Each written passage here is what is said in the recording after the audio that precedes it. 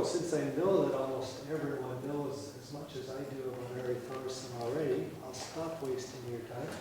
And I will welcome Ari to the stage. If you would come and speak for us, appreciate that very much.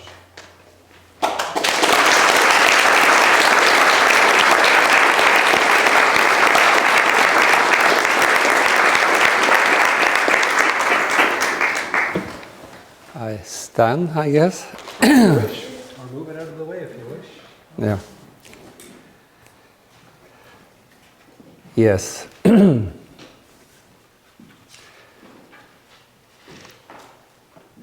So, thank you for wanting me to speak. Do I speak loud enough? Yes. And I will try to speak in English. And what I mainly would like to talk about are 2 or 3 things. One is the changes in the spiritual since I was here last time. And the other is how to step into that spiritual, so you can see that for yourself. Because I think today, just as there is a 5-volume book coming out now from Judith von Halle, and the most important is to say there is constant change in the spiritual world, and we have to observe it. Otherwise, we will not stand a chance. And I have been trying to teach students or colleagues to perceive the spiritual worlds for almost all of my life. And I've done it for at least 20 years totally wrong. So now I actually start to understand why I do it wrong or have done it wrong. Because, and it struck me really as a very good image about it on the first train Monday, no, that was Sunday evening, to the airport in Sandefjord. I had to take the train, stay at the hotel the night, very expensive hotel, $200. Then go to the airport. We say, yeah, but you haven't filled out this part. And I said, oh my God, go home and do that, and then you come back. So I had to buy a new ticket, fill up that part, and I came back today, I think it was. And then the girl in the said, there, actually tonight something was changed. So you have to fill up something else. Not for America, but for Canada. And I said, but I will help you, this girl, young girl. Give me your phone. And she stood half an hour, and you know, with these fingers like 22 years old do on the phone. And now you can go. And I said, without you, I wouldn't have gone, and then I would go home again. And I told my wife, if I come back today too, I stay home for a month. But I managed to do it. So on the train, I suddenly realized in the film, The Lord of the Rings, there are several places where Gandalf say that, well, I had to push him a little out of the door. Bilbo had to go out of the door. Because hobbits like to stay at home, but without going out of the door, nothing happens. And that is what none of you do. I would say none of you. I've been teaching this in Sweden, Stockholm, Järna, Norway, England, and I have a way of checking that you can go out of the door, because if you don't go out of the door, you experience nothing. You cannot see anything. And you might think that you go out of the door, but that is the main problem. So what I test actually, and the easiest test there is, you see, one of the strongest demons in the world is the sugar demon. Our earlier Prime Minister, a doctor called Gro Harlem Brundtland, she was applied by top of the WHO after she was Prime Minister of Norway, and she said that sugar is the worst poison in the world today, and then she had to quit the job. You cannot say anything against sugar today without any consequences. But this sugar demon is very strong, very easy to see, huge demon. So it's so easy to see if somebody meet him or see him. So what I have then when I train is going out. I had that a 3-day training now in Stuttgart, and after 3 days all the participants could go out. And even some of them could see the demon, because it has a very special color, so I use that as a check. I usually say very little before, because I want to know if you really are there. So I put a glass of sugar on the floor, and they sit in a ring, and they try to go out of themselves. Then you have to go the way to the sugar, and then into the sugar. And that is a very easy test. Almost nobody can do that, or nobody do that. And then the elemental world is closed for you. Then the seeing of the Luciferic and Ahrimanic and Asuric beings is closed for you. Then the seeing of the elemental beings in nature and in everything is closed. And then you don't either see the changes in the spiritual world. That is going on all the time.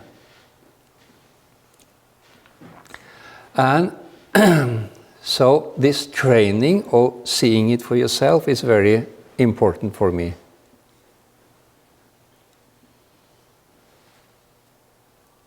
And then it struck me that Gandalf said, it is so important to go out of the door for a hobbit.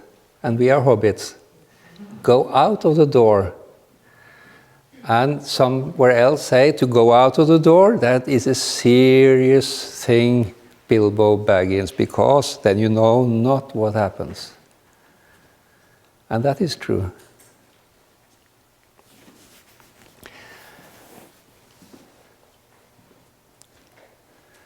We don't have time to do that training, but I just mentioned that it is not that difficult. And the way that is done, there are different ways to do that. That is actually the first step of the initiation. You have the Nordic way of initiation, which Steiner described in 1912 in Helsinki. He intended to describe it in Russia, but they wouldn't let him in, so he had to stay in Helsinki. And some Russians came there. But there it is very, very clearly described how you pass the threshold in the Northern way. And, very interesting, today to the Christ. It is also described very clearly in Parsifal. Is this okay?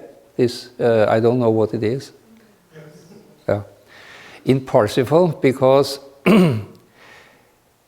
Parsifal, you all know that more or less, I guess, Parsifal. This is a very talented man that do a lot of mistakes. He do the one stupid thing after the other, and he loses his way, and he doesn't really know how to get there. But then he have a decisive experience. And that is, and it's written, it was in the middle of May. It had been snowing. Or for those of you who have been in middle Germany in the middle of May, there is very seldom snow in the middle of May. So he was coming there with his horse, and then he saw suddenly 3 drops, red drops, blood drops in the snow from a bird. That is not so important, but it's also interesting. And, and then he looked at these drops, and he definitely went out of himself. He went out of himself through the drops, and he lost himself in one of the drops. You remember that very well. Then immediately and automatically he took his lance up, which means that he's ready for fight, which also is important. Then an opponent came, and think, and just before he took him, he sort of got out of his enchantment and took him off the horse, because he was the world's best knight, of course. And then he faded into the drops again. Actually, I guess the second drop, because he did it 3 times and there were 3 drops. And then come the second night, boom, boom, boom, and then come the third, which helped him. From that moment, and that is quite strange, from that moment, the way to the Grail Castle is open. It's just to go there. It is exactly a description of the Nordic way of initiation. You go out of yourself, you go into the elemental world. But this is not the way Rudolf Steiner described this way to the spiritual world. He described it as a possibility in Helsinki. And not so much more. A little here and there, not more. Because in 1920, the elemental kingdom was closed. So we couldn't go there. The elemental kingdom consists of 3 realms. The first realm, you could go at that time, but then you didn't get anywhere. Then you met elemental beings in nature like gnomes and hulder and draugen, and in Norway we have a lot of names for them. I met them mostly all. And and that's that. So when a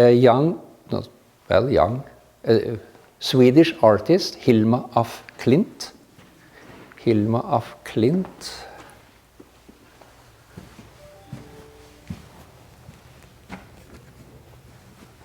cannot destroy this.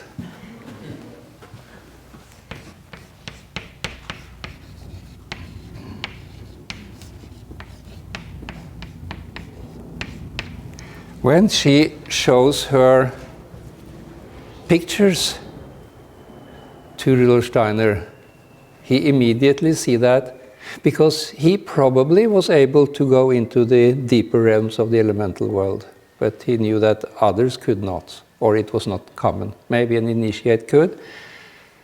Maybe he had problems with it and chose another way.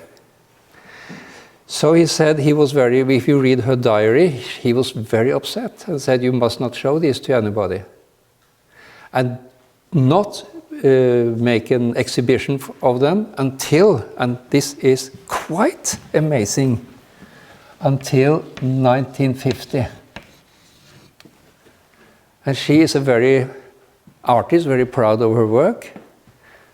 And when you in 1920 say to some artists, don't show it to anybody in 30 years, you don't actually listen. So she did, but that's not. But she had really problems. Because these pictures were taken out of the second realm of the elemental world. So you have the first realm, the second realm. The first realm is, by the way, to make it difficult, called the third. The second is called the second, and then you have the first, which is called the, or the last, which is called the first. So this second realm of the elemental world opened in 1949, exactly 70 years after the superficial realm, the third realm, had opened, when the spirits of darkness were thrown down on earth in 1879. Thrown down on earth is to be thrown into the elemental world, of course. It's not on the earth. It's in the elemental world, which is the physical creation, of course. And in this first realm, there is the first, which is the third, there is form. Form. So when you read, for example, books by Pogachnik or others who describe the elemental beings, they describe the form, how they look like. In the second that opened in 1949, there is not form that is dominating, but force. And this outer is dominated by the Luciferic elemental beings, the third realm. The second realm is dominated by the Ahrimanic elemental beings. So in this period before 1950, there were diseases. These are also active in diseases.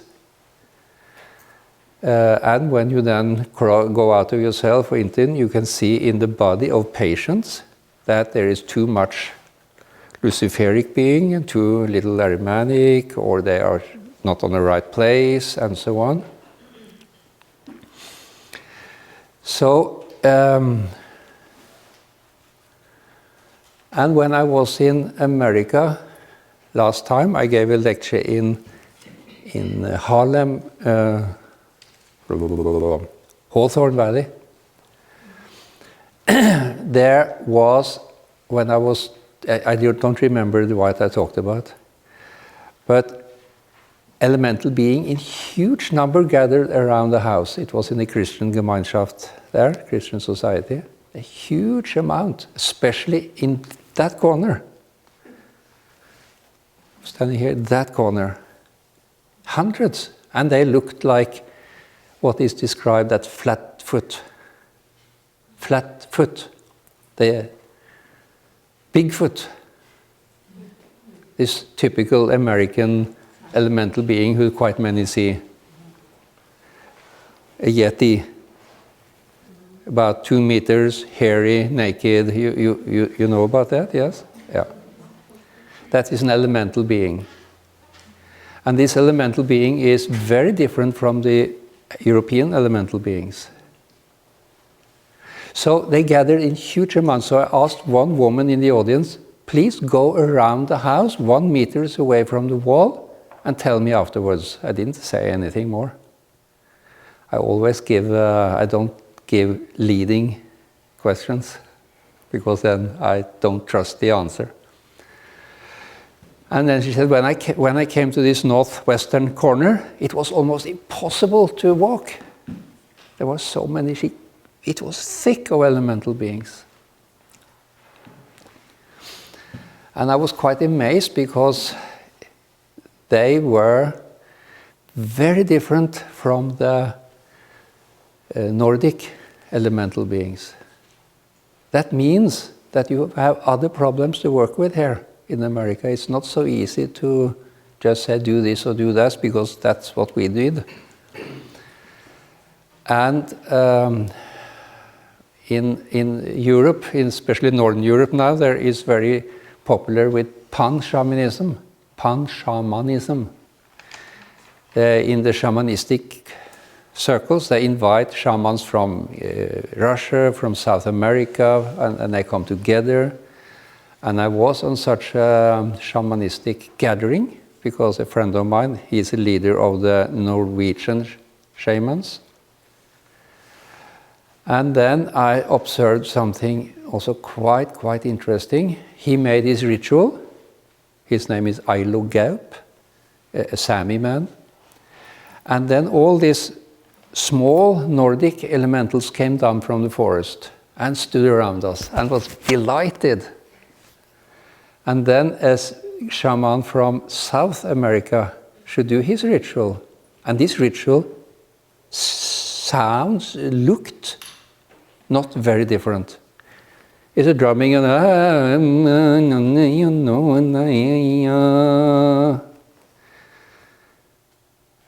sound a little like Red Indian, maybe too, here in America, but this is also Sami and South American. And then a total different elemental being came forth. It was a huge anaconda around the whole circle. And the Norwegian elementals, they were scared shitless. Yeah, that was the right word. Deathless. So they fled out. And then I realized you cannot mix elemental beings. So I told him that, and he said, yes, you are probably right, we must stop this. Because that destroys actually the shamanism. And 2 months later, he died from cancer. Maybe 3 months. So he was not allowed to bring that into the society of shamans. And now when I look at the elemental beings here in Canada, they have changed since last time I was here. They have changed.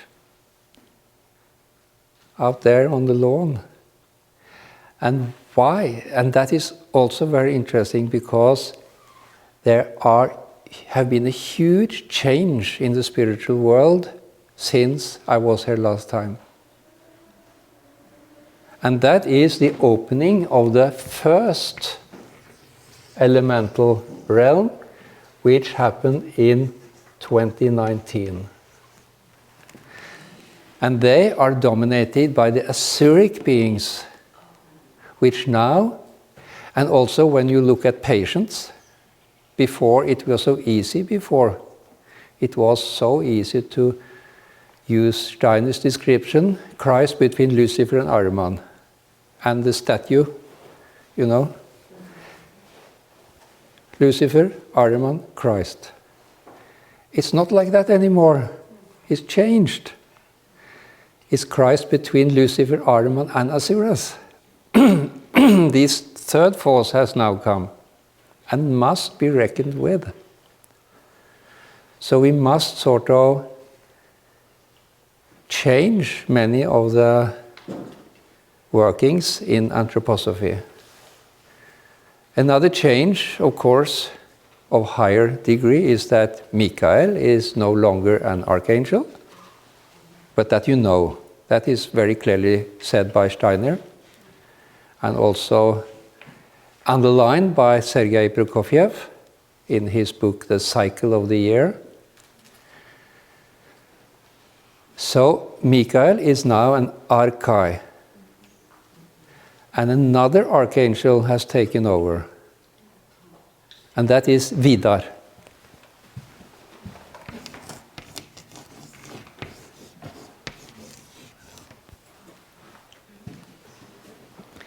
Vidar is the new archangel, and he is the closest to us now. It is him we have to relate to, not Michael. We have to relate to him because his purpose is to bring Christ to us, or open the way between us and Christ.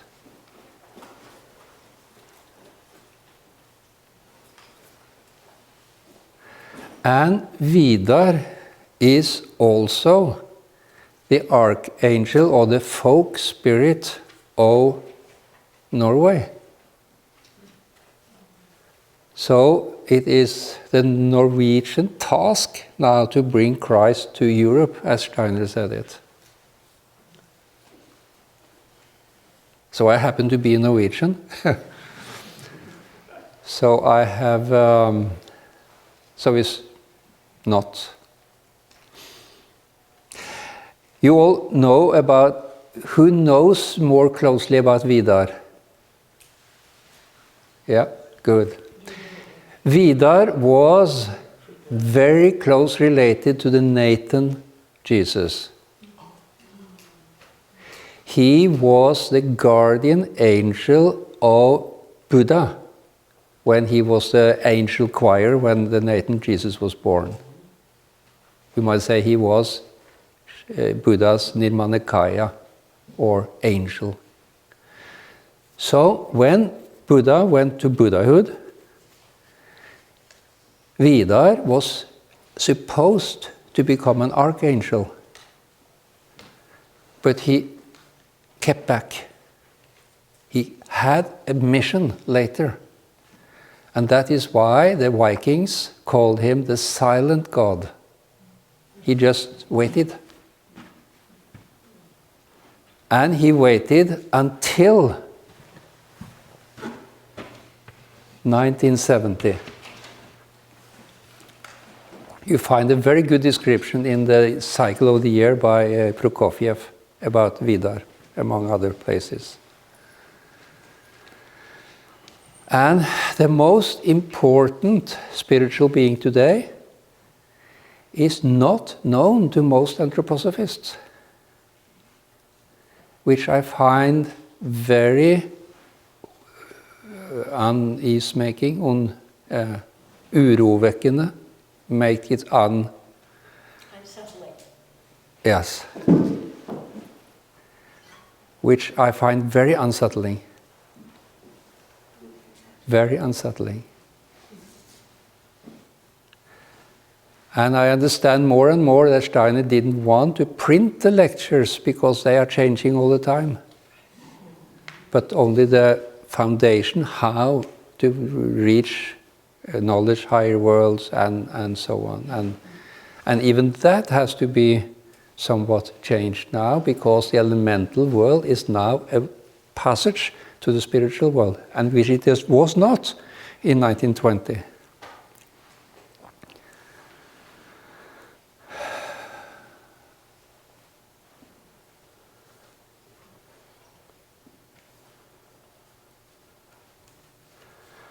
And, for example, to explain the change of the elemental beings here is the influx of Asuric forces.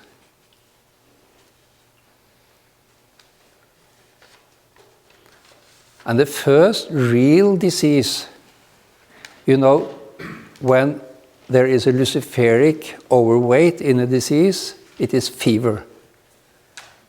And fever and immune system is compromised and so on, very common.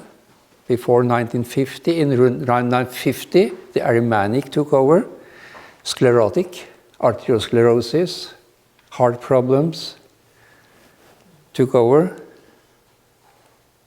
Same time when cortisone came.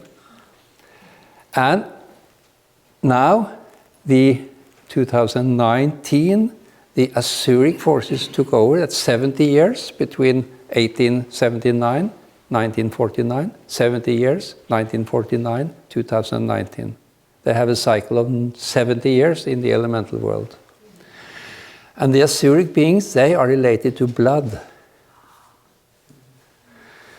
some people who are having a hard time Yes? hearing you speak. Like here?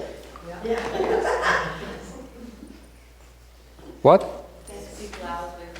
Yeah, just ask me, I do whatever. I can speak loud. So now come one thing that is very important. Vidar told that today his mission is to bring Christ to us today. And there are some obstacles for that. And one of the main obstacles is not to realize or understand transformation of elemental beings. What is the difference between translocation and transformation of elemental beings? If we do not understand that, he said, we will have problems in finding the Christ.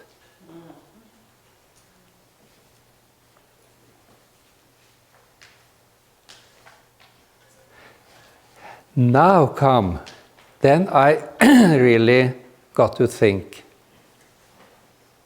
as best as I could. Rudolf Steiner say actually exactly the same, but he doesn't say it that way. If you read the fifth gospel, the last part of the fourth and the first part of the fifth lecture is description of one thing over 5 pages, and that is Jesus of Nazareth's comprehension of disease.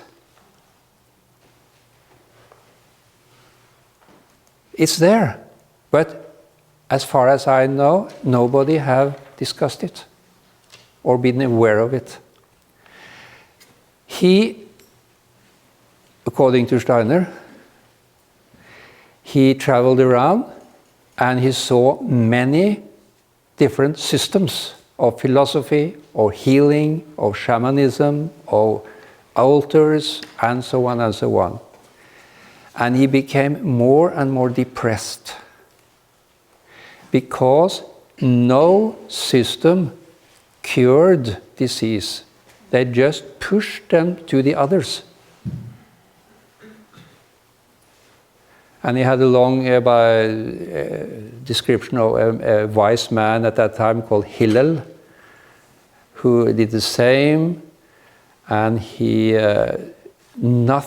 saw no hope, because nothing could transform the elemental beings of Lucifer and Ahriman and probably Asuras. They were just going from one to another. And Vidar said, this is the most important thing to understand. And now we come. So Jesus of Nazareth, he saw this, and Steiner described him as actually becoming depressed about what he saw. It didn't help anything. Healing persons didn't help, because they just went over to others. And then he told his mother about this, and at a certain time the Zarathustra eye started to loosen. He was a little like without a strong will, so he went to Jordan, where he received the Christ. Steiner links these two things together. The understanding of translocation, transformation, and the receiving of the Christ. They are linked together in Steiner's description. And according to Vidar, they are linked together from reasons I don't necessarily understand. But when you think that the Christ force is the only transformative force there is for the elemental beings, the only transformative force there is in elemental beings. And that is the purpose of the Christ force, is to transform the world, the earth, which is the elemental world.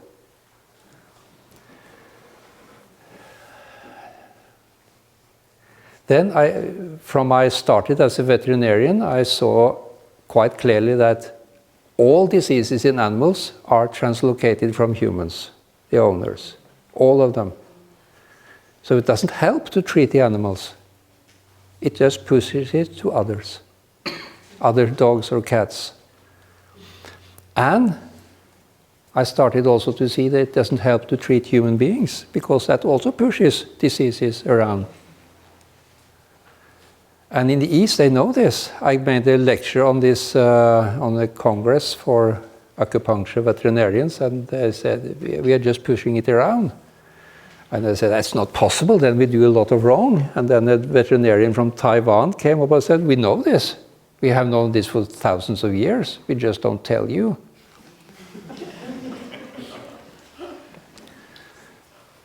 So, this understanding of translocation and transformation of elemental being is of fundamental importance to be able to receive the Christ, which Steiner describes so thoroughly in the fifth gospel. But he doesn't say it. He just put it there.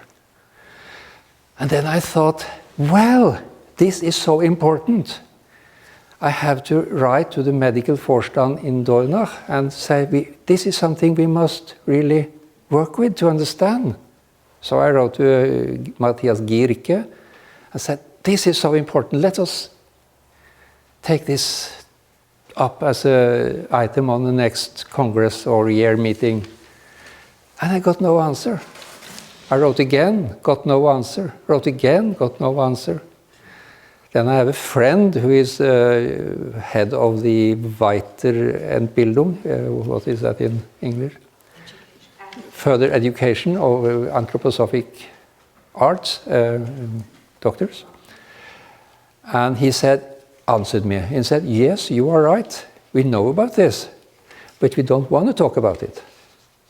Because that gives the patients the feeling that we doctors don't really heal, but just push it on to others. But in protecting their own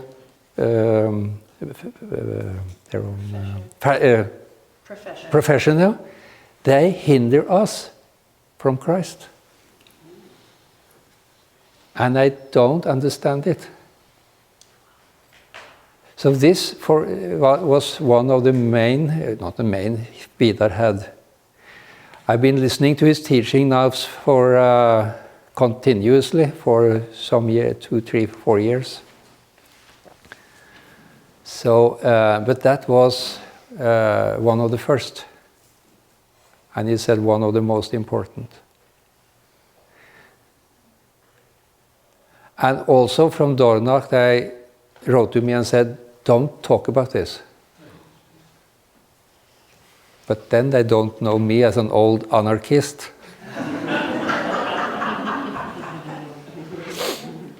If somebody asks me, an intellectual or an anarchist, of course, an honest intellectual anarchist.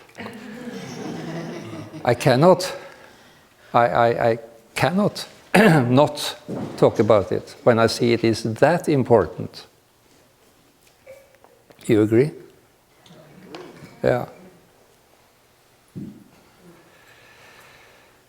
So that is the way I made through the going out of myself into the elemental worlds, deeper, deeper, the third, the second, the first, to the threshold, to the outer etheric, meeting Vidar and Balder. And then I used some weeks to travel in the spiritual world. And I wrote a book about it, which is there. I'm not promoting that book, just because I don't get much for it otherwise. And the following up is now coming in August, I think. Sevak Temple Lodge, he said that that is Vidar.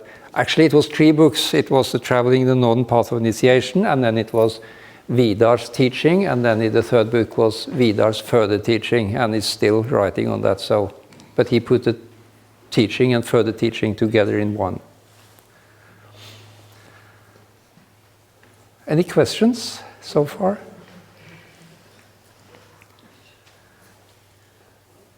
Can you speak a little more about what you're experiencing as a change in the elemental beings here in Canada? Oh yeah, I forgot. I thought I should say, but there is so much I want to say, and I only have one evening.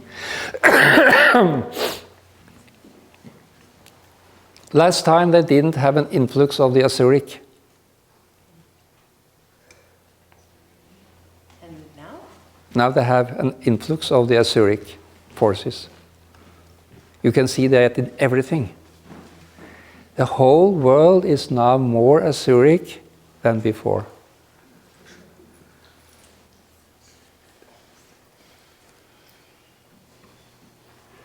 And the Asuric attacks the I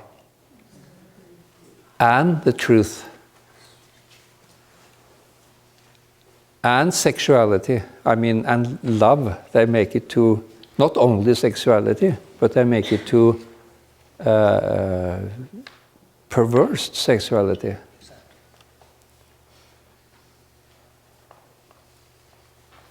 If you come under that spell. And you don't see anything wrong in it either. That is the main thing. I have this friend who is an anthroposophic doctor. You stay in that room. If I had 1,000 of such magazines, I would hide them. I would be so ashamed. I wouldn't let my friend go in there. No, it's okay. Just that is also very, very interesting and strange for me.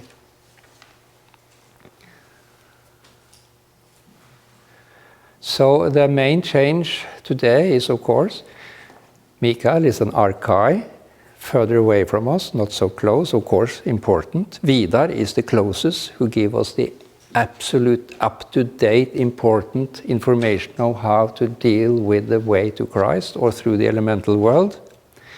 He's sort of the guardian of the elemental world, although on the other side, but still.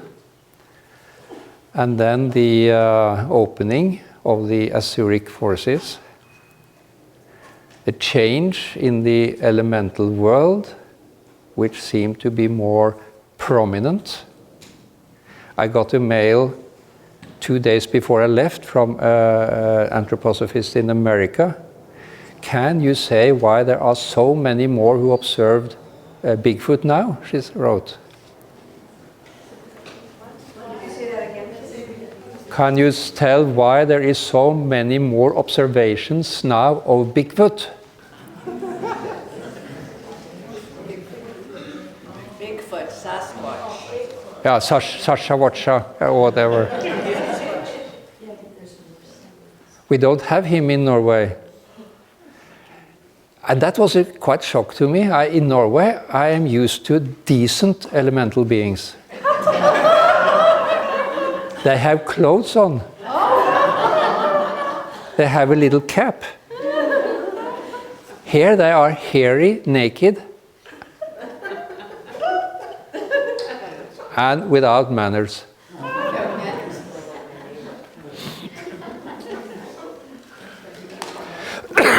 Of course, all these viewings of Bigfoot, Sasquatch, they have thousands have seen him, but they don't find any bones.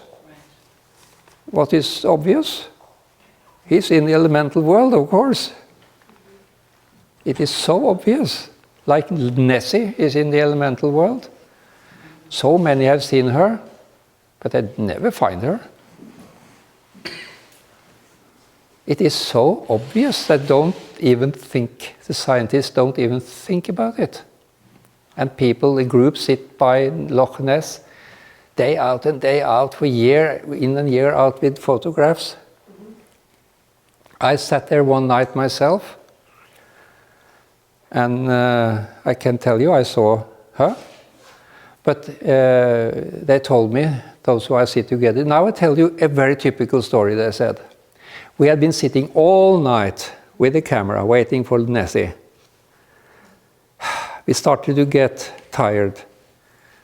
We wanted a cup of coffee, and then just 50 meters away there was a young couple who had made a tent, and they stood up in the morning and had made coffee and said, come over for have a cup of coffee.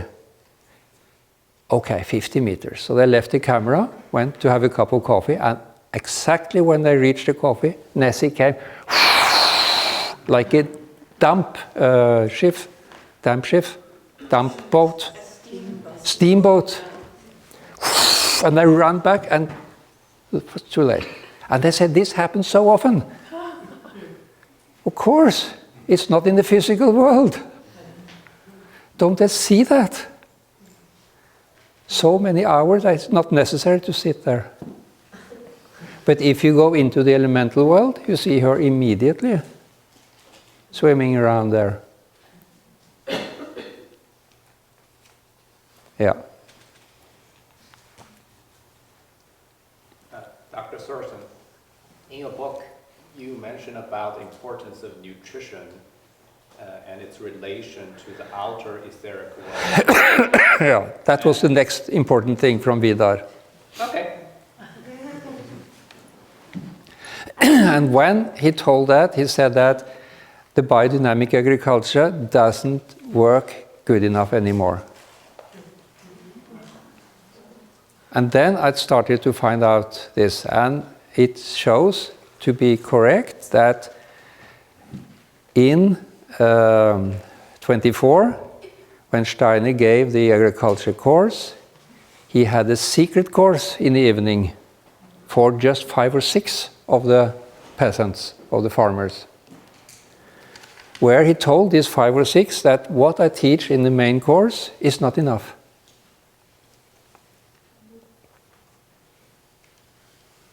It will not give enough spiritual substance to the food to bring us up. And why? Because they don't bring Christ into the elemental beings. All the, what do you call the 505, 501, the preparations, yeah. They don't bring Christ into it. And then the elemental beings are thin, becomes unchristianized. So again, we have to bring Christ into the etheric, into the elemental world. We have to bring Christ into the elemental world, into the food elementals, into the medical elementals, into the plant elementals, into the elementals of the sick patients, into the animals. And we don't do that. We don't do it. And I told that at a certain time in England, so I was invited to Strout, where there was a national gathering of biodynamic farmers, 150, and I was specially invited just to talk about how to bring Christ into the preparations. They took it serious. And I was very happy about that. But you have to bring Christ in. Can you sum that up? And I also, in my own work, I became more and more aware that I translocate. So I finally got an answer from Judith von Halle, how to treat without translocating. And she said it's only one possibility, and that is to treat with Christ consciousness. And that brings another question. What is Christ consciousness? And that is Peter Dunow, which you maybe know.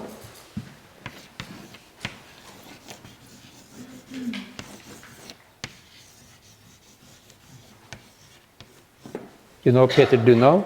Yeah, had you with me. According to Steiner, he was Master Jesus. He lived at the same time as Steiner, but he lived in Bulgaria. So when a man came from Bulgaria to ask Steiner, can I be your student? Steiner said, where are you from? Bulgaria. He said, go back to Bulgaria, there is an even greater initiate than me. Of course, Master Jesus is even the greatest initiate. And he was teaching there. He had been teaching every day, about 80,000 pages of lectures, over much the same as Steiner, but in a deeper way. He told he and Steiner were often together. I tell you two small anecdotes.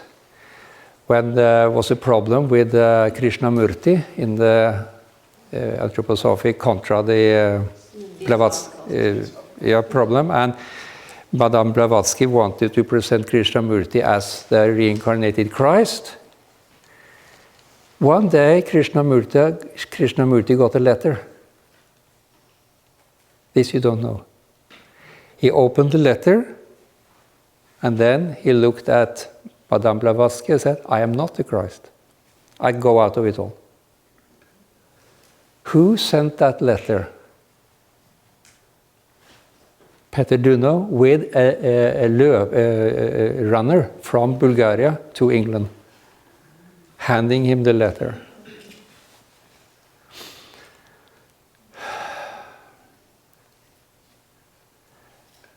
In 1928, Peter Dunow said that Steiner came to one of his lectures, and after the lecture Steiner said, how come you can say it so few words, what I need 100 words to express? Because Steiner was so totally, he spoke to the consciousness soul, but Peter Dunow, he don't speak to the consciousness soul. He speaks to something else. Well, to say, what did Peter Dunow say about medicine? They asked him, Master, because he is the master of all initiates. Master, how come you don't make hospitals or medical systems like Rudolf Steiner? And he said, to do that is in vain, because you just translocate the disease and then it comes back next time. So I have to change the soul. That is my mission. But then he added, besides, he said, all real healing is in 90 degrees. This is a very deep riddle. 90 degrees? Yeah. Like degrees like the circle. All real healing is in 90 degrees.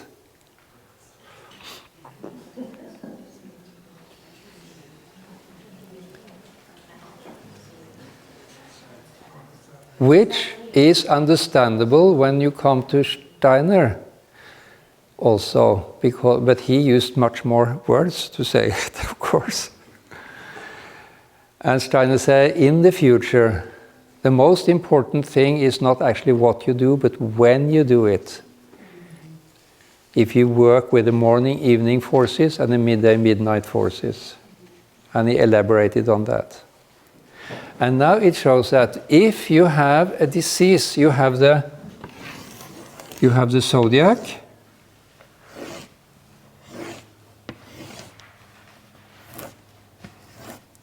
Yes, 12 meridians, 12 organs, 12 etheric streams.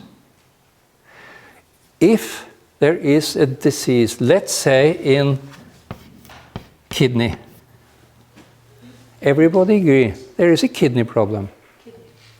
There is a kidney problem. The urine is not good. The mentality is kidney, anxiety, and so on. If you go to a herbalist, he give you then chamomile or something. Yes? If you go to an acupuncturist, he treat kidney points. Yes? If you go to a homeopath, he give kidney remedies. But all that will translocate the disease.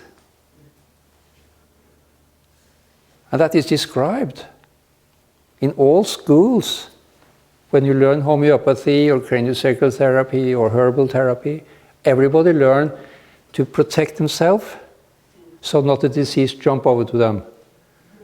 So they know about translocation, but that it jump over to others, they won't think. They will not think that, because then they have problems in doing their work.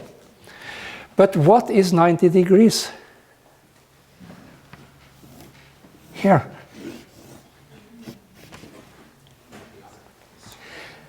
Then you come to gallbladder, which, by the way, is Sagittarius.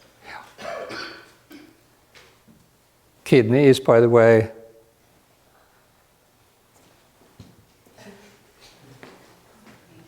Virgin. Virgo. Yeah. Virgin, Sagittarius. So, when you give medicines for gallbladder, which is different points, different herbs, different everything, it's not even that, that is no problem. Then you start to transform the kidney. And that is also interesting. What is a Christ consciousness? If somebody hits you on one cheek, turn the other. Then you turn the head 90 degrees. That I thought, wow.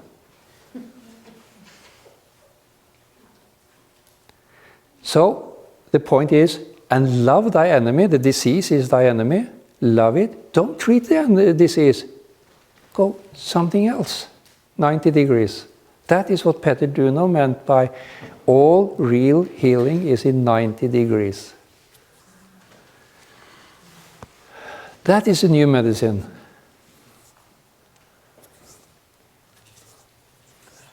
Yeah, other questions? Can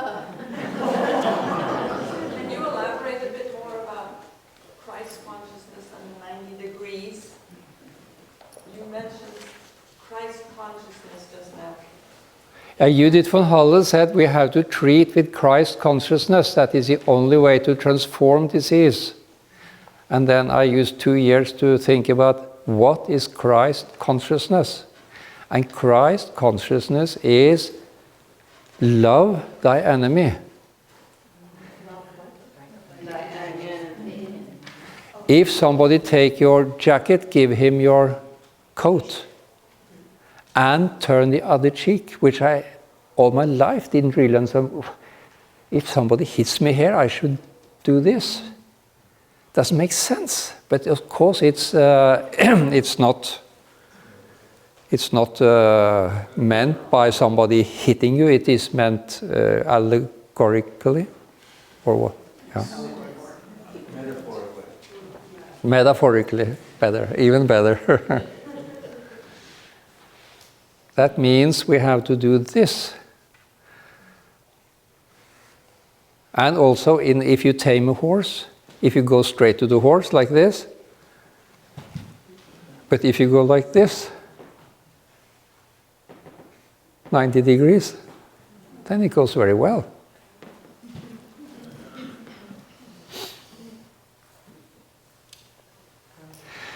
So I have touched upon very deep secrets and deep important transformations, and also which way you have to go. And the first thing is to go out of yourself and into the elements. Otherwise you will never see this. You have to go out of the door like Bilbo, Gandalf kicked him out of the door. If he hadn't gone out of the door, the ring would not have been destroyed. That was the one most important step. And that struck me on the train to Oslo on Sunday evening. That I must say, I thought, that is good. What is 90 degrees to the capitalism that is destroying the ecology? What is 90 degrees to the capitalism that is destroying the ecology? Well, they talk about, here is capitalism, here is communism, and they talk about the third way, the middle way. There are many books about that, especially in Europe, anthroposophic books, which is called the middle way, the third way. I think that is 90 degrees. Thank you.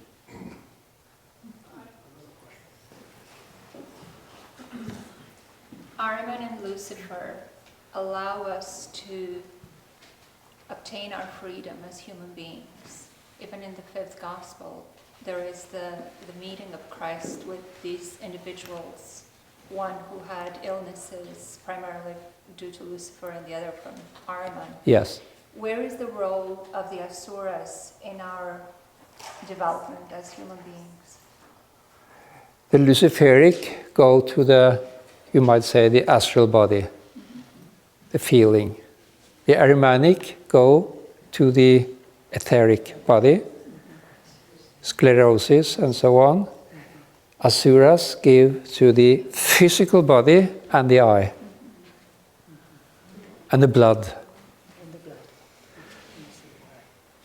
So we have to transform these elemental beings to develop in our etheric, in our astral, and in our eye. That is, without them, of course, that is important. Without them, we wouldn't even exist. There will be nothing here. It will be emptiness, nothing. So we need them, but what we need today is to bring Christ into them. They want that. The whole creation is sighing for Christ. And if we don't do it within a few 3,000 years, 4,000 years, it's too late. Then we will have to wait 10 million years again for next round. Or more. So that's why this is important to start this working through the elemental world and bringing Christ consciousness into that.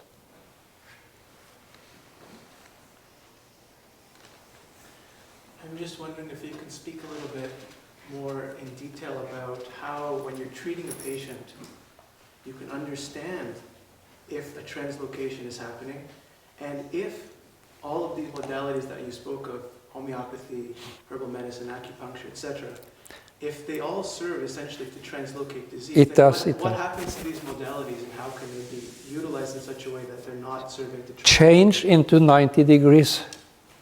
But in practical terms, for a practitioner who's trained in a modality such as one of these, Yeah, if you have a kidney problem, instead of giving chamomile, you give ferrum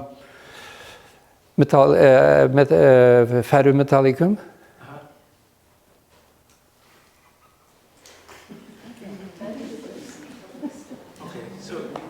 You have a homeopath in America called, he's called the father of homeopathy in America, Dr. Kent. Yeah, well, he has made a law that the disease... Yeah, Herring, Dr. Herring, Constantine Herring. It starts in, it goes out, and then it ends in the fingers or something, and then it disappears. And then it's cured. Then it disappears. What silliness. Doesn't disappear. He should have read quantum physics. No information disappear. It just go on. You have to either translocate it or transform it. Wouldn't treating with Christ's consciousness be like treating in 90 degrees, be treating the health rather than disease? Instead of fighting disease, siding up with the health. Is it in line with what you're saying? You can say something like that. You can say something. That is a simple way of saying it. It's when you talk about treating the Christ point, is that when you talk about treating the Christ point? Yeah. Is that what you mean, treating the 90 degrees? No, that is another way. That is another way. Is it not also something like the Medusa? Like you cannot, if you look at the Medusa, you will die. So you look in the mirror. So that to me is also 90 degrees. Could be. You know? There In other are words, don't look at it, just... There are many ways of doing this. Opening the middle is one way. That was the first way I found. Treating in 90 degrees is a way. Treating through mirror is also possible. There are many ways. But the point is the Christ consciousness, the foundation there is. Don't attack your enemy. Do not attack your enemy. If somebody hits you, just turn the other cheek. And you can turn the other cheek different ways. There are many ways which is not yet found, I'm sure. But what is important is that most ordinary treatments translocate. And that is today a hinder for the experience of Christ. Read the 5th Gospel. Christ, that should be discussed so much more. Christ's last realization before receiving the Spirit of Christ.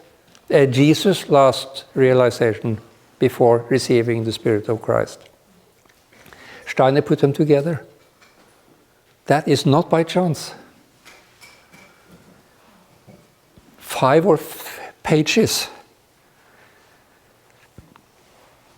That is important to do.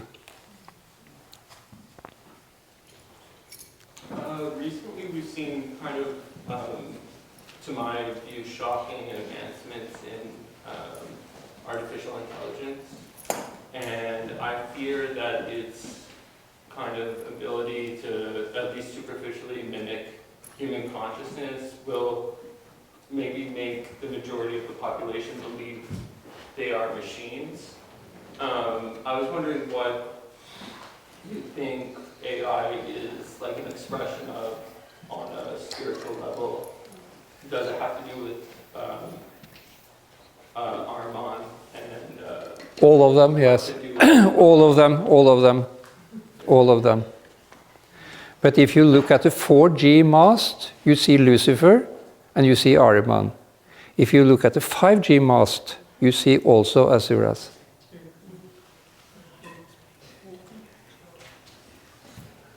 with machines specifically that emulate consciousness, is this like an incarnation of Arma?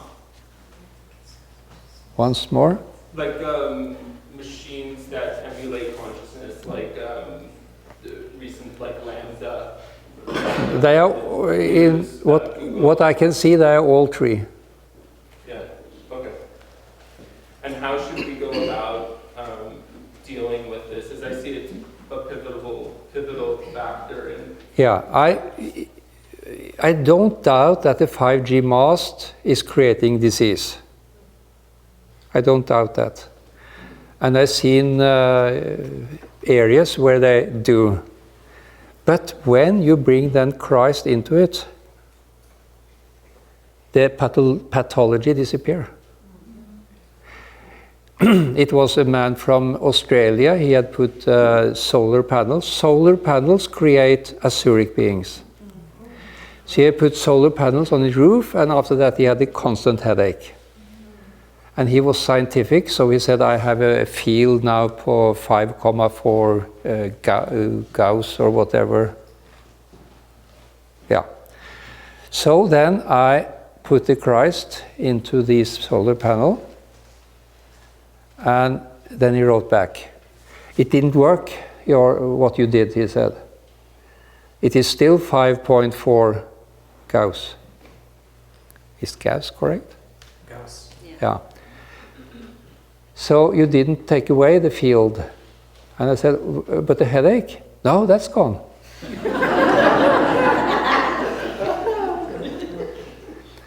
And I did the same. I gave the course for the geobiologist in France, working with earth radiation. And they have advanced machines who do this, and copper coils or copper, yeah. So when I put the Christ in the middle between the Curry and the Hartmann line, they all disappeared. And one day disappeared in the area of 14 kilometers. And they were quite upset because they said, now you take our work away, because that is our work to do this. And they had constructed, so I demonstrated something else. I was eating with the leaders of this group on a restaurant, and he said, this is our best. That was a device with several layers of different metals and gold, silver and copper, almost like a machine of a Keeley or Strader. And this takes away pain. So he did that. He had a painful arm, so he just did this. And pain was gone. Then I turned on my and saw this elemental being go out of this machine. We were sitting here, over to the next table, and in the right hand of the woman who sat there. And immediately she did this, oh! And when I made him aware of that, he was very upset. That was a translocation. So he got rid of his pain, but she got the pain. And that lies on his karma.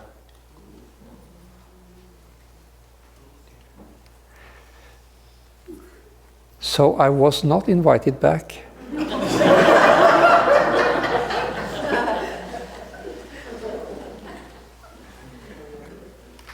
And this is a problem for therapists, because when you make them aware of translocation, you in a way say that they are morally compromised. And nobody likes to hear that.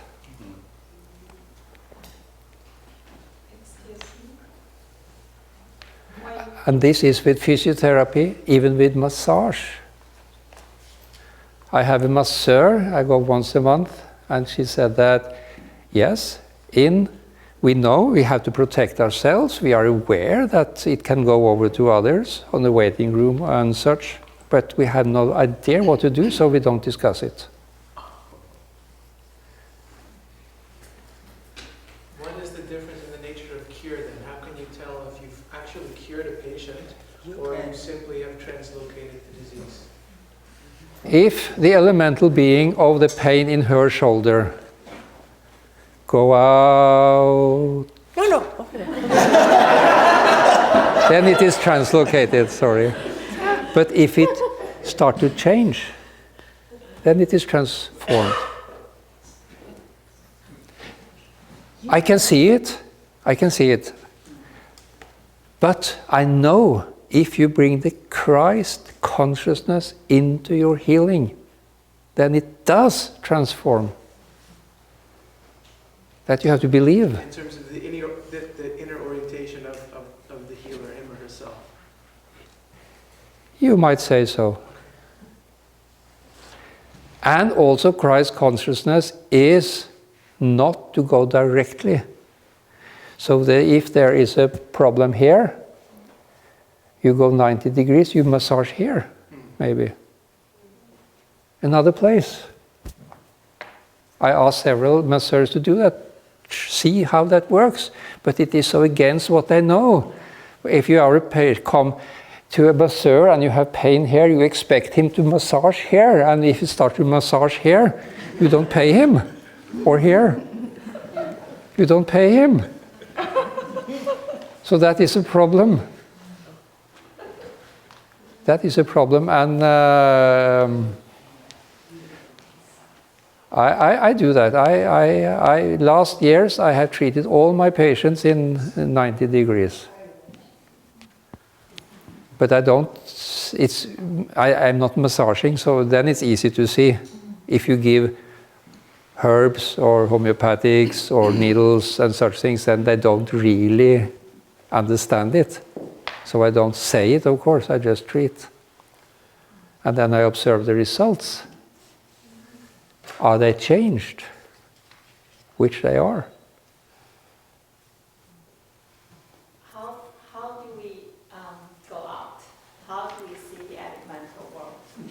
That is the Nordic way of initiation, and you can see elemental beings. In the courses I gave in Germany, they at least 2-3 of them could see elemental beings after 3 days. Because the Nordic way is today open. That is the most important. It was not open at the time of Steiner. And the Nordic way is right for the Nordic people. And I think that you are Nordic, as far as I can think. In an interview with Connor Habib, you talked about that. In an interview with Connor Habib, you talked about going into the elemental realm. You talked about going into a bird's eye, I think, and then seeing, going back in time. Yeah. Can you say anything more about that? Yeah, you can. When you go into the elemental world, you can also travel in time, yes. But the point is, one, you have to go out of yourself. Then you have to go towards something, and then you have to go into that. When you are into that, you are in the elemental world. And then you can decide what you want to do. Do I want to do something? Do I want to see something? Do I want to go back in time?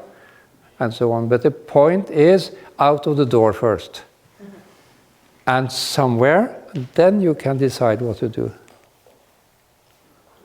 That's why I put some emphasis here. Almost everybody don't want to go out of the door. We are hobbits. It's so cozy inside here. Just to make it not cozy for all of us, I want to first thank you for bringing the teachings. You're a timekeeper? Not a timekeeper, but I want to thank you for bringing your teachings to Turtle Island and to honor your teachings with the teachings of the Indigenous and First Nations people here. And why I bring this up is because you express the teaching of the Sasquatch and the Bigfoot. And then I did hear a wave of laughter, because I think that just shows that there is ignorance about the teachings of that unique contextual elemental in Canada. From the Anishinaabe and the Ojibwe peoples, there are deep teachings. And there's a reason why they're a little rude, because they're the gatekeepers of the forest, right? And the only way to communicate them is to actually come out and go into that world through ceremony. So thank you. But they also want Christ. Yes, exactly. Which is interesting why that there is this work of truth and reconciliations for settlers. And why it's important to make spaces for decolonization in all of our work and our lives. So I just want to say thank you from Turtle Island about that teaching. And then I want to ask an acupuncture method question about the 90 degrees. Is there, in your opinion, any worth in treating, let's say, the kidney? 90 degrees is the gallbladder, but also what's 180 degrees to the heart. Would that be, in a sense, kind of a 3-point method cushion? No, the 90 degrees is enough. It's enough? Okay, only 90 degrees. Okay. And I wrote a book about that technique, which is called Acupuncture and Translocation. A very thin book, exactly about this method.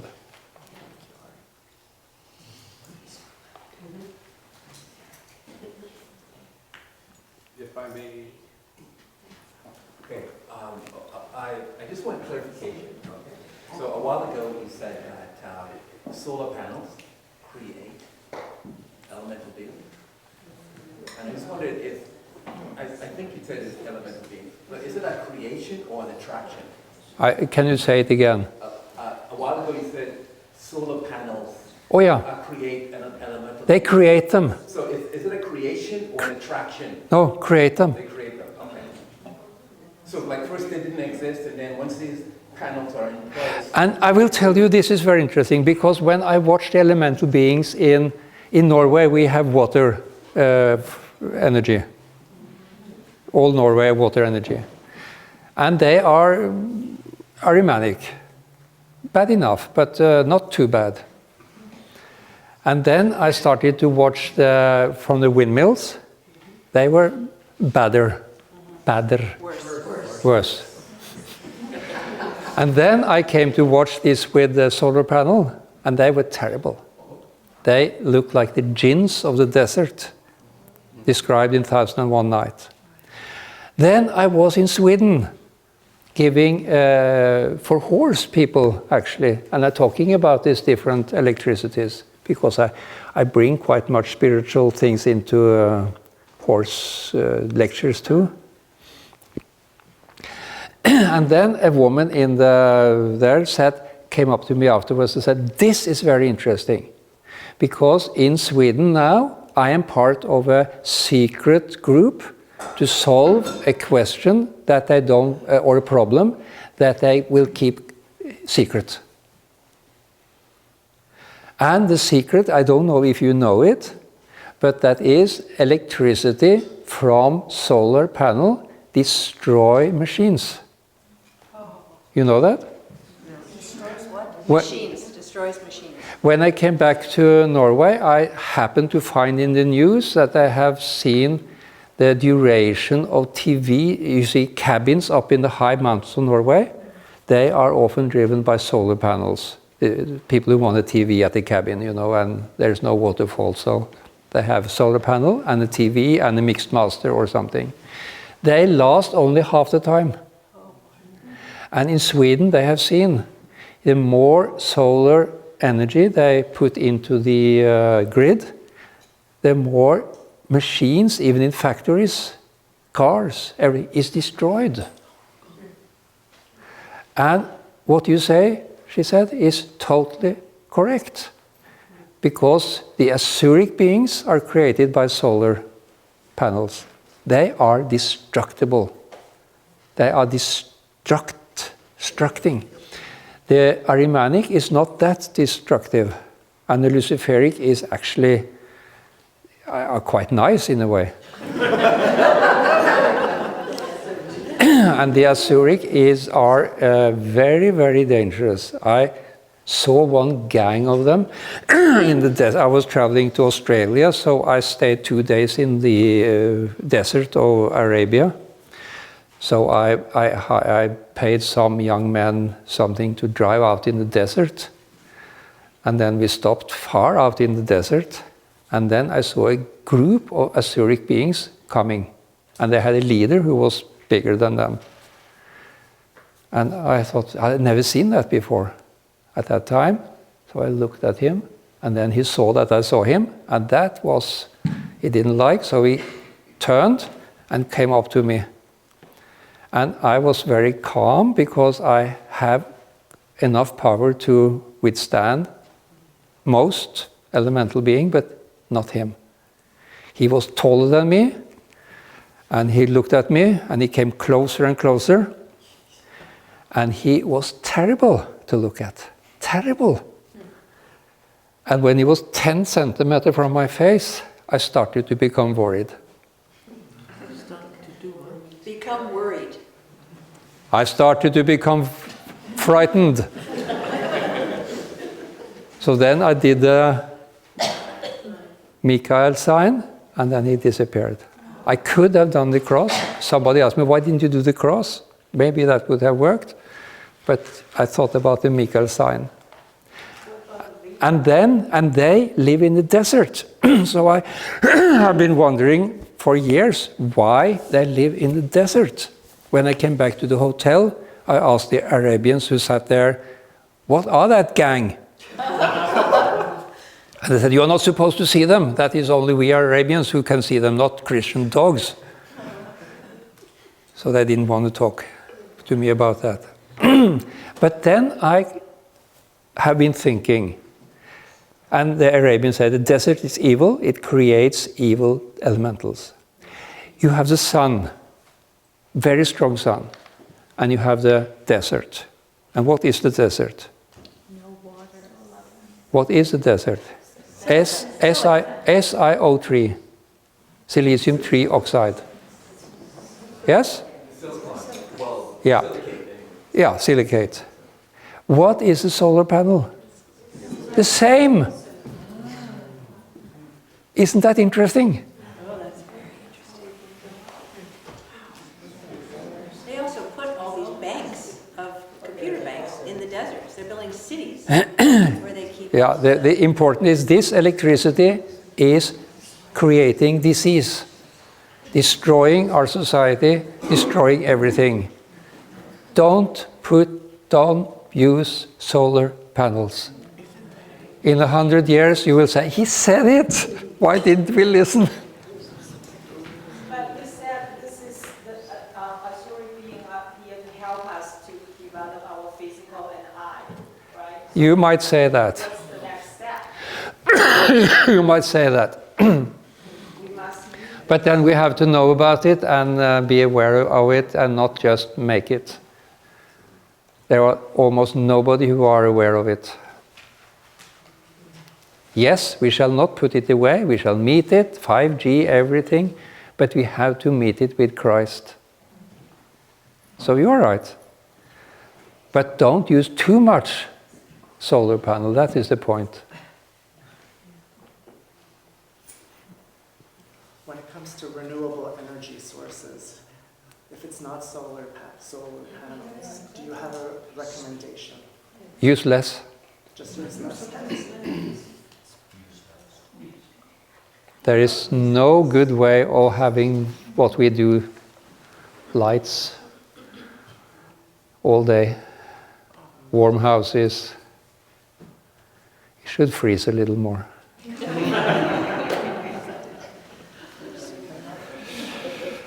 Other questions? No. I'm not coughing. We have water already. Oh, we have water. Maybe I'll try that.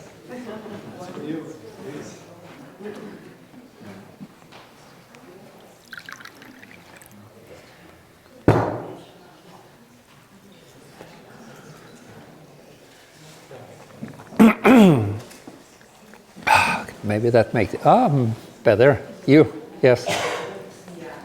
When you bring transformation to the elemental beings instead of translocation, what happens to the elemental beings? What do they transform into? They get what Steiner called Christianized elemental beings. So they're still elemental beings, but they're different. They are transformed to fit Jupiter. If we don't do it, we end up in the 8th sphere and will not reach Jupiter. That was a very anthroposophic answer, I know, but only the... Someone here will explain it to you later. Okay. But it was very exact. There are questions and questions, but Ari's been on the plane for half a day. No, I have not. And then he will be captured. I know a couple of people have told me they're going to capture him and not let him go. He'll have to stay here tonight and answer questions until the sun rises. I want to we can take a little more consideration. We'd like to have you for the whole tour, stay in Toronto. But Yes. you have to go to Calgary, Alaska, and then I don't know how many places in southern. So this is a busy time. So I think it might be realistic to ask that we hold our questions and perhaps A few more. You want to take a few more? You're in charge. Okay. But then I can say no or yes to questions. Interesting questions. Don't take it personal. What I'm hearing you say is that we need to create a relationship with the Christ. This is not about a new system. And I wouldn't say the Christ. I would take the away. Aha. I don't like to hear that. A relationship with Christ. Christ. The Christ makes it a little... Distant. Yes, that was all?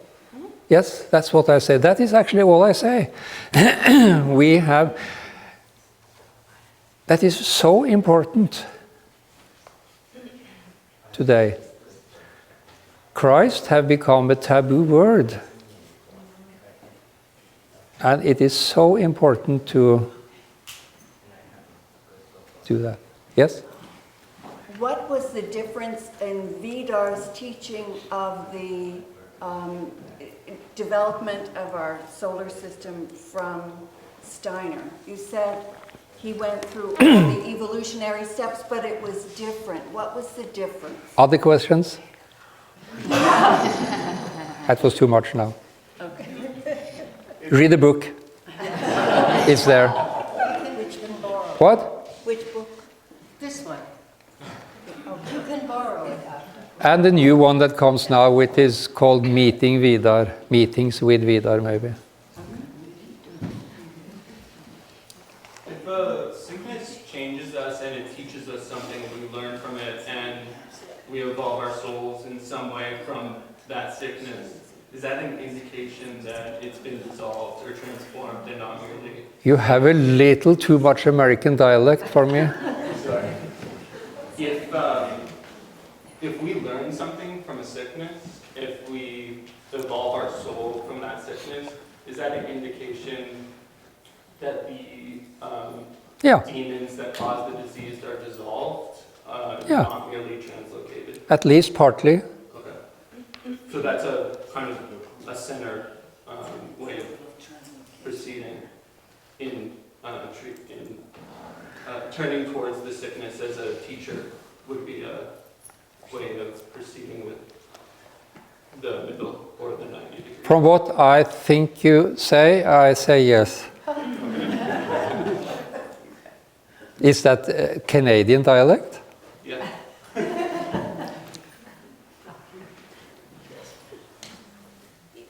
You said that Vidar is telling us about how to get to the Christ.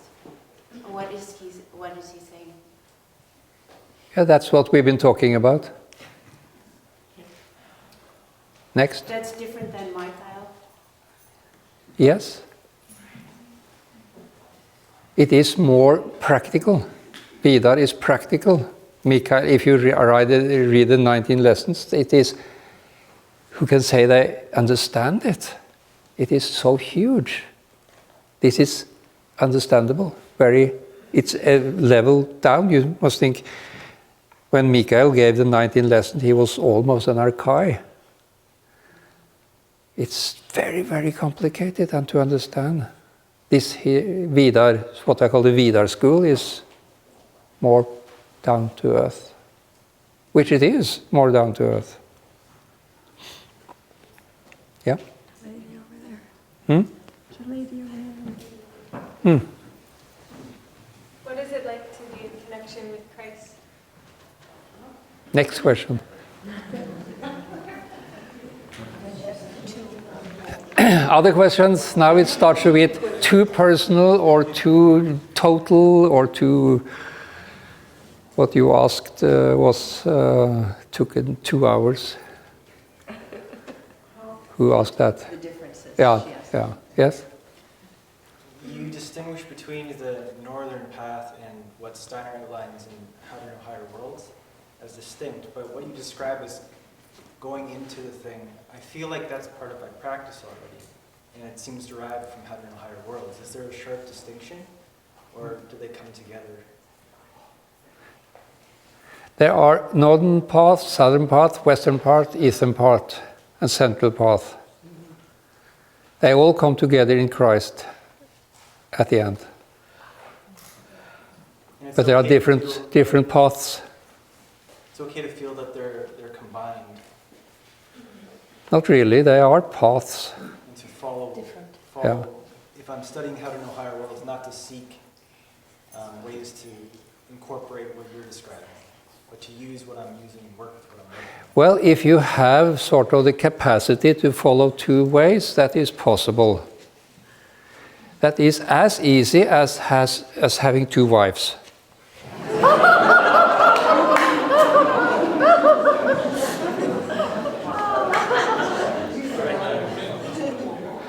I'm sure somebody can manage that, but most can't. That was funny, wasn't it?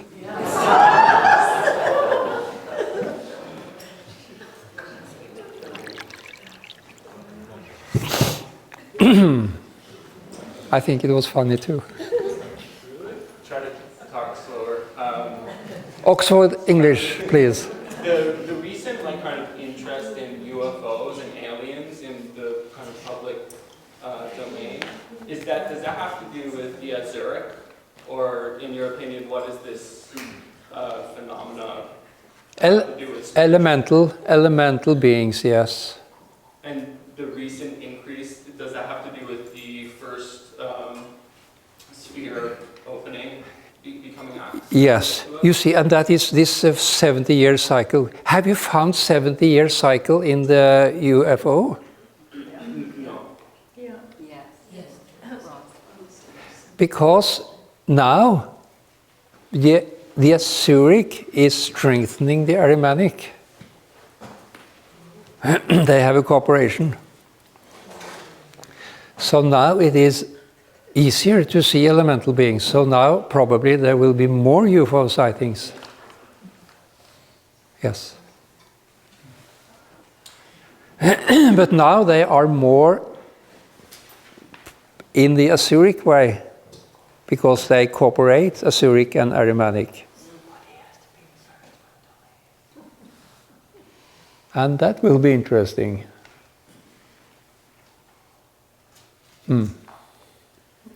I'm personally not so interested in UFOs, but that's how I see them. And the same you have with crop circles and many other things, or super sensible sort of, yeah. In the outer etheric world, are there any types of adversarial forces? No, it's cleaned. Right. So now when you actually, as a clairvoyant, enter the outer etheric world, I guess that's what the guardians do, to make sure that you are also clean? Or that anybody's clean going in? Or at least clean enough. Yeah,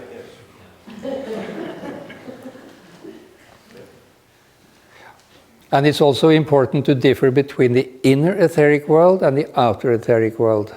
But I don't think I go into that now. The etheric we see around us is not the world where you meet the Christ. The etheric I have in me, you know, the etheric streams, the trees, that is not the etheric world. And it's quite, that was also a revelation for me, because when anthroposophists talked about the meeting Christ in the etheric, I thought they were talking about the etheric that we see in water, in wind, and so on and so on. And I thought, why doesn't we then see him there? And if you look at the etheric inner etheric world, it is like streaming water, streams of living energy, yes, you might say that. Then, that is the inner. Then you go through the 3 elemental realms, and then you meet another etheric world. And this etheric world is characterized by clouds formations. And then I thought, of course, in the Acts, when Christ go up, what's it called? Ascensions. They say, he will come back in the clouds. And the inner etheric is not clouds. That is the outer. So we cannot just hold a flower and say, hello, Jesus. We have actually to work our way through the whole elemental realm. And then we can say, hello, Jesus. But on with that, we don't say Jesus, then we say, hello, Christ. And not the Christ either. You talked about the sugar demon at the beginning. At what? About the sugar demon. Sugar, yeah, demon. Yes, and about A very nice guy. and biodynamic not being enough anymore. And I was just wondering what would be the 90-degree way to approach nutrition and food. I cannot answer that.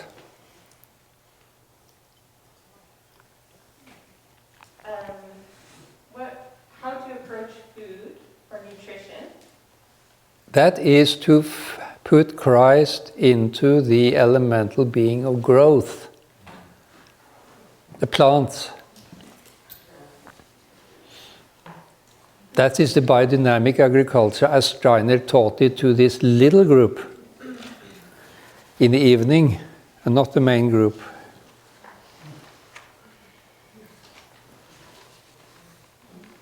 So if you don't grow your own food, If you, don't grow your own food, yeah, and you're about to eat, what would be a way to incorporate that? I don't know. Pray, but Can I answer that one?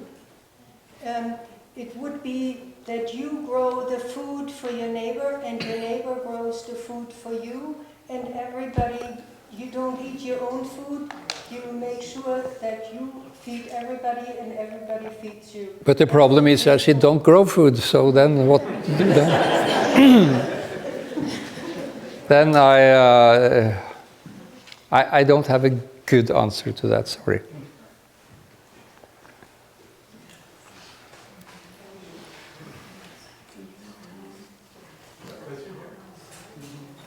Coming back to this nutrition thing, and Steiner spoke to the small group of 6 people, and he told them the really good stuff, and then the other group was getting something that was not quite as good.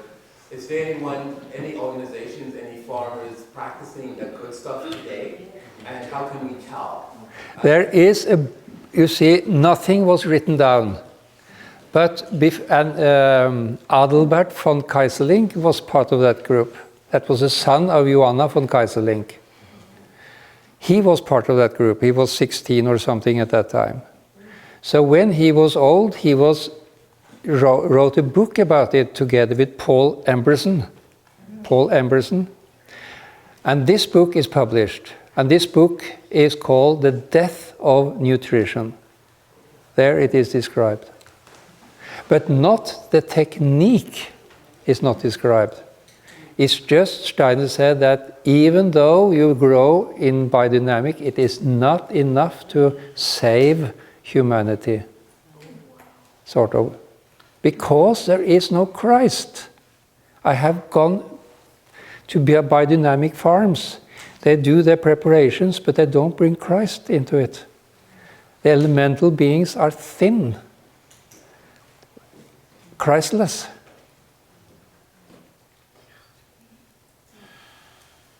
Okay, so will there be an effort, like given that you spoke to the Guardian and this is a big problem among others, and there is a gap, and you contacted people in Switzerland and said, yeah, we know that, but let's not talk about that. And you are being the, what was it, the anarchist intellectual, whatever, right? Is there any space now to bring this forward into the world in actual biodynamic farming to bring more price? Yeah, in Strout, they took it serious. Okay. Strout, you know, that is England. They took it serious. England actually take these things serious. Finland take it seriously. Sweden are very, very occupied with this now. I'm giving their seminars both in Stockholm and in Järna. Järna is the Swedish sort of anthroposophic center. And that is actually why I came here, to sort of make you work with these things. Make you work with the Nordic way of initiation.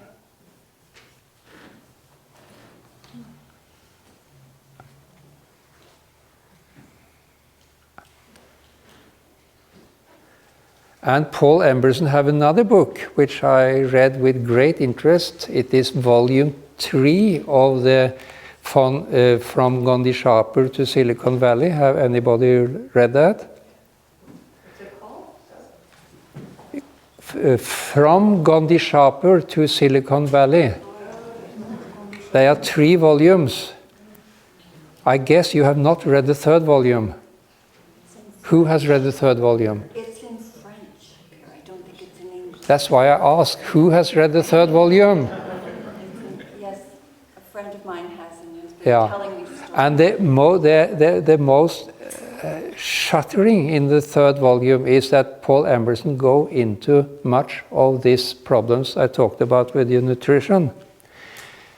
Steiner seemed to realize these things in 1918.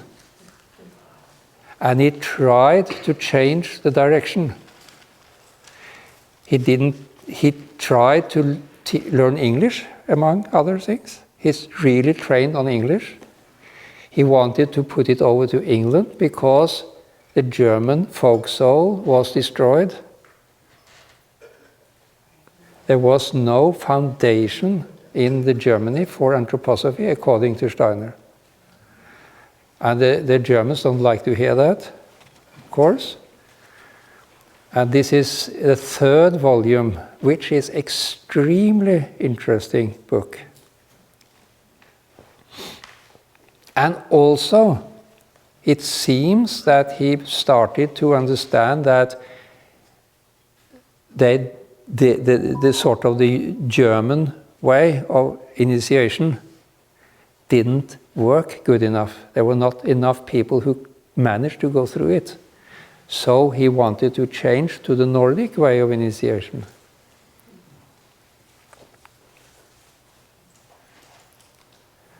Huh. What does that So mean? read this 3rd volume. That I must say. What does that mean for the class work? I don't think I should answer that. Yeah.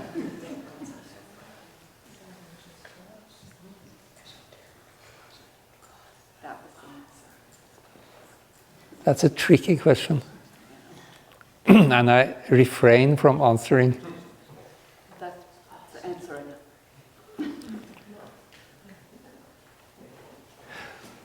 But my the most deep thinking anthroposophist in Norway when I grew up was a doctor, Margit Engel. Anybody heard about her? She told me that here in Norway, she said, and this was already in 1972, she told me that here in Norway we don't have to read the philosophy of freedom because we have another way. What? What is the other way? Yeah, that is the Nordic way. You see, the philosophy of freedom is more the German thinking, the intellectual way. This is the macrocosmic. Go into phenomenon and experience them and meet the elemental world. She said that, and I was amazed. And she was actually quite... at that time, it was not comme il faut to be clairvoyant. So when I was to work in the Camp Hill, and then she interviewed everybody. This was in 72. So she asked everybody, do you use drugs? That was important to ask at that time. And so I was in interview, and she's asked me, do you use any drugs? No, she said, don't answer. You don't need. You are in the spiritual world. So she saw that. Because that is a way to go out of yourself and into the elemental, which might work for some, and definitely not for most. I don't say it's no effect or bad, but usually bad.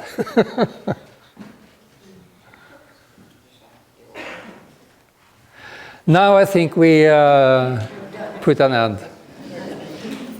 Now, wait.